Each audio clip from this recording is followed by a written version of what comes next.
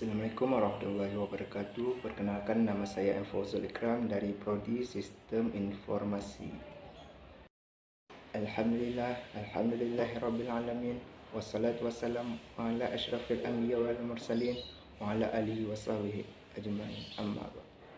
Pertama-tama marilah kita semua panjatkan puji syukur kehadirat Allah Subhanahu wa taala yang telah memberikan nikmat sehat kepada saya hingga dapat berdiri di sini dan teman-teman semua yang mendengarkan ini.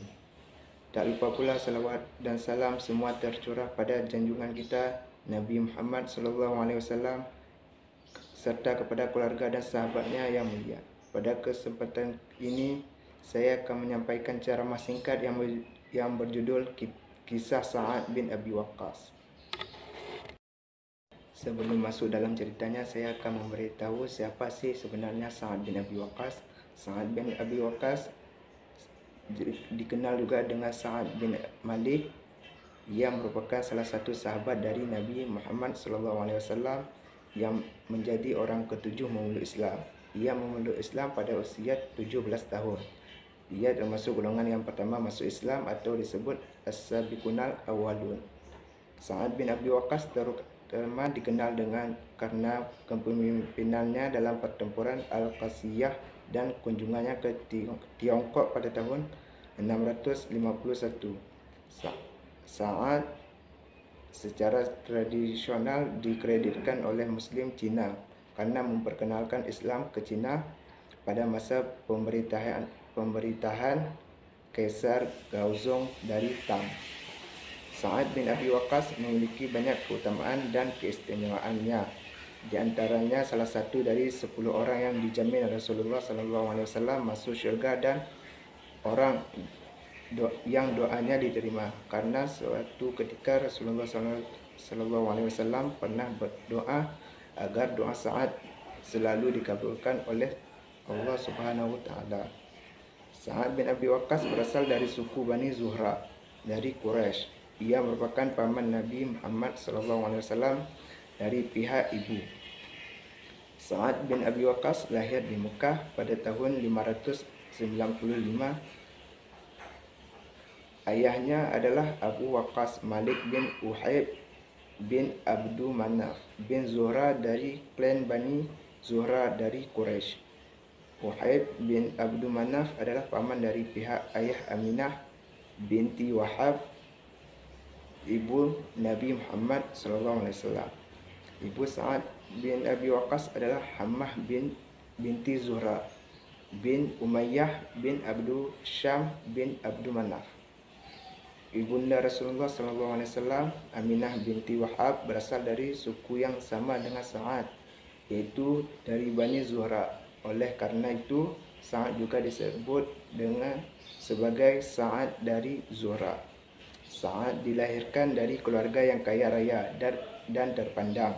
Dia adalah salah seorang pemuda yang serius dan memiliki pemikiran yang cerdas. Sosoknya tidak terlalu tinggi, namun bertubuh tegap dengan potongan rambut pendek. Dirangkum dari Nafahat At-Tirah fi Sirah Sahabat Rasulullah SAW, karya Muhammad Raji Hasan Kinas yang diterjemahkan Nur Hasan Humaid dan kawan-kawan. Sa'ad bin Abi Waqqas merupakan salah satu dari 6 sahabat yang sering diminta pendapatnya oleh Rasulullah SAW. Sa'ad bin Abi Waqqas radhiyallahu anhu juga termasuk dalam salah satu dari 8 orang yang paling awal masuk Islam. Ia juga termasuk dari 10 sahabat yang dijamin masuk syurga. Perjalanan Sa'ad bin Abi Waqqas setelah memeluk Islam tidak lepas dari cobaan. Cobaan terberatnya yaitu ketika ibunya bersumpah tidak akan makan dan minum atau berbicara dengannya sampai Sa'ad bin Abi Waqqas kembali ke agama leluhurnya. Meski ibunya jatuh sakit, Sa'ad bin Abi Waqqas tidak pernah meninggalkan Islam. Menyaksikan keteguhan putranya, akhirnya ibu mau makan dan minum. Kemudian Allah Subhanahu wa taala menurunkan surah Al-Ankabut ayat 8 yang artinya, kami telah mewasiatkan kepada manusia agar berbuat kebaikan kepada kedua orang tuanya Jika keduanya memaksamu untuk mempersekutukanku dengan sesuatu yang engkau tidak mempunyai ilmu tentang itu, janganlah engkau patuhi keduanya. Hanyalah kepadaku kamu kembali, lalu aku berikan tahu kepadamu apa yang selama ini kamu kerjakan. Sa'ad bin Abi Waqqas sangat mencintai Rasulullah SAW, dan tentu ia menaruh rasa cintanya yang besar kepada Allah Subhanahu Wa Taala, sebab Rasulullah SAW merupakan penunjuk jalannya. Bahkan rasa cintanya kepada Rasulullah melebihi rasa cintanya kepada keluarganya sendiri. Pada suatu malam, ketika Rasulullah SAW terjaga dari tidurnya, beliau bersabda, Seandainya pada malam ini ada orang saleh dari sahabatku yang mau menjagaku, kemudian suara menghunus pedang pun terdengar. Rasulullah SAW bertanya, siapa itu? Orang itu pun jawab, Sa'ad bin Abi Waqqas, wahai Rasulullah, aku datang untuk menjagamu. Sa'ad bin Abi Waqqas termasuk orang yang beruntung karena ia didoakan oleh Rasulullah SAW, ya Allah, dapatkanlah bidikan panahnya dan kabulkan doanya. Sejak saat itulah bidikan Sa'ad bin Abi Waqqas radhiyallahu anhu akan selalu tepat sasaran. Bersama Rasulullah SAW, Sa'ad bin Abi Waqqas mengikuti berbagai peperangan seperti Perang Badar, Uhud, dan Khandaq. Ia adalah orang pertama yang melemparkan panah dan menguncurkan darah di jalan Allah Subhanahu Wa Taala.